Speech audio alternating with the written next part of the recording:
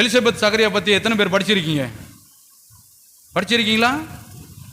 பாருங்க, பேசி பேசியே என்ன உண்டாகல? குழந்தை உண்டாகல.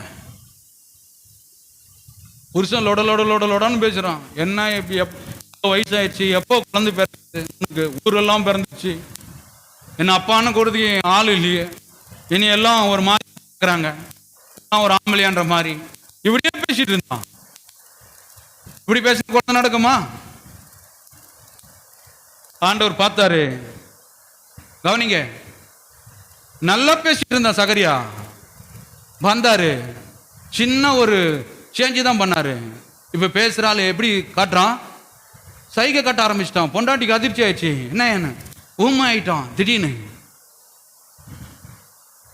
ஊமை ஆன உடனே கர்ப்பத்தில் என்ன நடக்கிறது? வேலை நடந்துருச்சு. வேலை நடந்து, கவனிங்க, யோவான் ஸ்நானகன் தேவ வார்த்தையை பிரெக்னண்டா இருக்கும்போது கேட்கும் போதே அவன் என்ன பண்றானா? சொல்ல ஆரம்பிக்கிறான். இந்த யோவான் ஸ்நானகன் பிறக்கிறான். இவன் பிறந்தால்தான் இயேசுக்கு என்ன கொடுக்க முடியும்? ஞானஸ்தானம் கொடுக்க முடியும். அதனால ஆண்டவர் பார்த்தாரு, இவனை இப்படியே விட்ட பேசியே பிறக்காம பண்ணிடுவான்.